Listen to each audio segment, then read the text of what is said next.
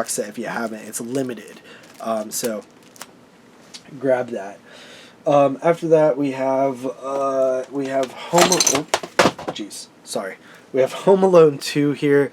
Lost in New York. I love the Home Alone films. They're some of my favorite films from when I was a kid. Great Christmas films. I had to pick this up on Black Friday. Very awesome. And where did that go? Sorry guys, I dropped one of my titles here and it disappeared.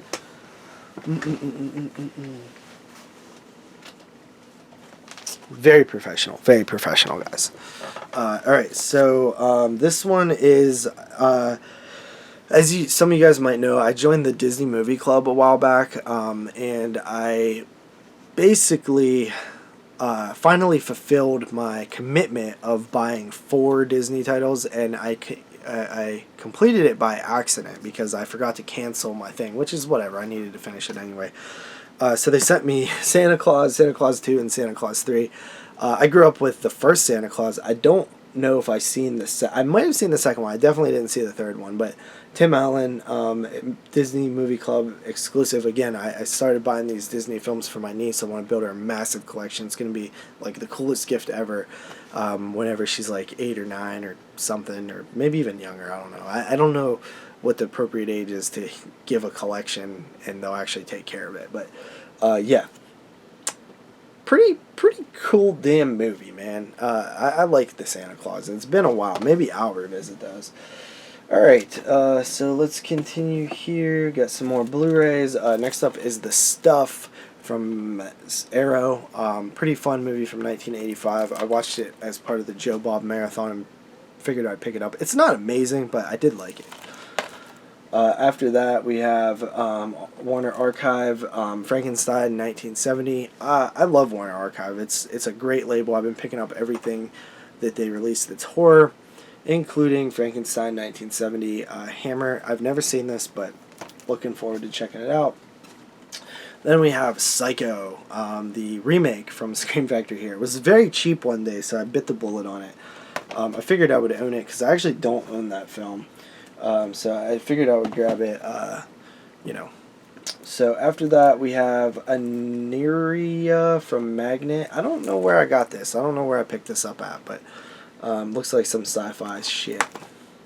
Then we have Candyman from Scream Factory. This is like one of the most expensive Blu-rays I ever bought. I think I paid like $28 for it. I'd never do that, but I was reviewing it. I wanted to revisit Candyman in HD. It is beautiful. What a great movie. And I had to get the Scream Factory. I did buy it with rewards points from my Amazon Prime card, but it still kind of killed me to pay that much for it. Then we have John Carpenter's In the Mouth of Madness, which is a pretty cool movie. Very, very weird Carpenter film. I believe H.P. Lovecraft inspired.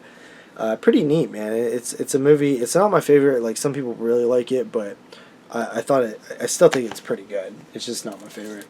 Then we have Blood Paradise. This is a artsploitation films flick. Don't know much about it. Then we have Alice Sweet Alice from Arrow Video. Man, Alice Sweet Alice is pretty good. It made my top 10 of 1976, I think this one came out, or did it come out in 72? I can't remember, but 76, yeah, very good movie. Sort of definitely a proto-slasher. Pretty cool. If you've never seen it, definitely pick that up. Needed a Blu-ray because it hadn't been released on Blu-ray. Alright, before we get into the 4Ks, I do have 2 box sets. I have the George Romero Between Night and Dawn box set, which has Season of the Witch, The Crazies, and There's Always Vanilla, which I've only seen the Season of the Witch. But I got this, I think, for like $30, which was an absolute steal. I needed to grab this box set. Very nice box set put out by Arrow Video. So very happy to have that.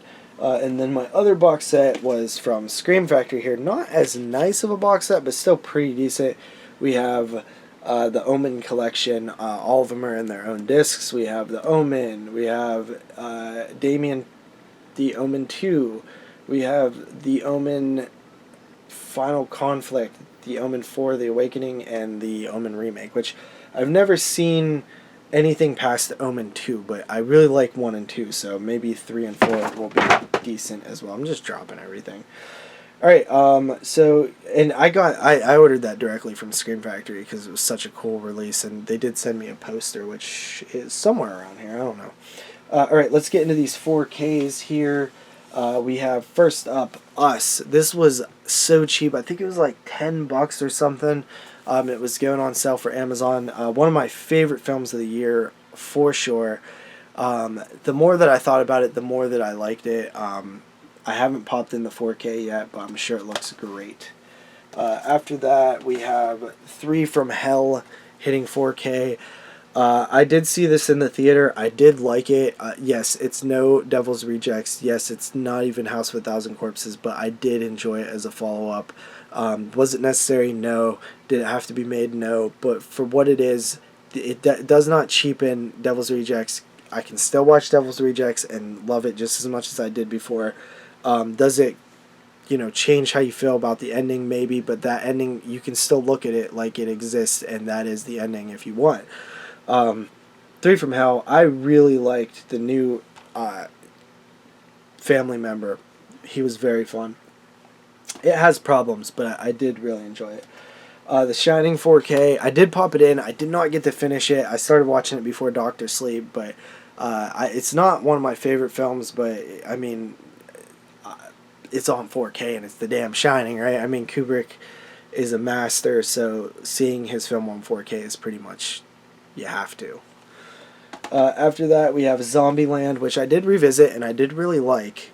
The sequel, I don't like Zombieland that much. Revisiting it, I didn't think that it was as bad as I remembered, but still not my favorite. But I like Zombieland 2 better, actually, which is crazy.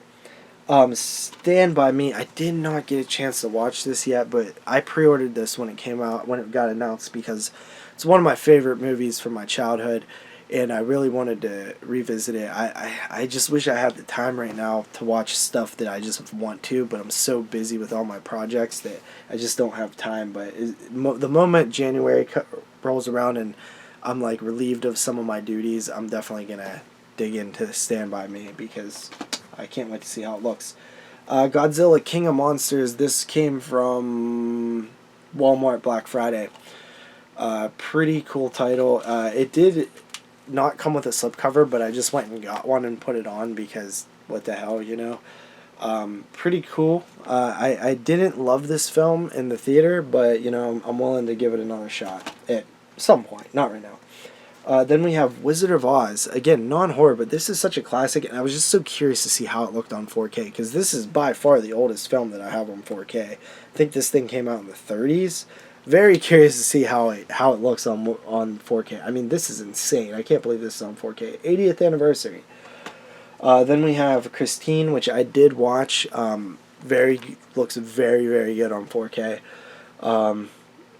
Cool movie. Awesome. One of my favorite Carpenters for sure. Overlord, which to me, Overlord was one of my favorite films last year. I absolutely love this cover. It was probably my favorite poster of last year. But yeah, Overlord, I haven't revisited it since the theater, but 4K, had to pick it up. One of my favorite films of last year. Such thick, awesome atmosphere at the beginning. I'm sure it looks great in 4K. Then we have Cabin in the Woods. Have not revisited this one in such a long time, but I figured, on 4K, gotta pick it up. Pretty much grabbing as much horror as I can on 4K. I love the format, and my 4K collection's building. After that, Gremlins. This was sent to me from Warner Brothers to review. I did do a review of it. It's the best it's ever looked. I went from DVD. I didn't even own it on Blu-ray. I went from DVD to this, so very good looking movie. Pretty sweet. And then finally, for the update and for the 4Ks, we have Suspiria on 4K. Had to grab it. I'm sure it looks awesome. I can't wait to check it out. It's going to be a little while though, just because I do not have the time. But yeah, this was Synapse. Their release of 4K. Gotta support the, smaller companies, distributors that are putting out 4K, so they keep doing it. So I had to pick up Suspiria. It's my favorite Argento film too. So with that said, guys, that is the update. You know, a lot of cool stuff. I'm very happy with the stuff that I picked up over the last couple months. You know, I haven't been too active on YouTube, but hopefully in 2020 I'll be a little bit more active. I appreciate the comments. I appreciate the love that you guys give to me when I do upload. It's been a long journey, man. I started YouTube in 2012. It's about to be 2020. It's pretty crazy how time has flown, and I'm hoping everybody's doing great out there. It's been a very important part of my life, and shaped my love for horror and where I am today. The podcast that I'm heavily involved in would have never existed without YouTube's, and I love that show. It's part of my life. It's part of who I am at this point. So I owe that to YouTube, and feeling, you know, a sense of accomplishment from doing these things. A hobby, something that passes the time. Sometimes I have some, you know, very rough stuff in life going on, and taking myself out of what's going on, especially right now, and doing some YouTube and podcasts and stuff really helps me get through some things. So I appreciate it, everybody. I'll see you again. So peace out, guys.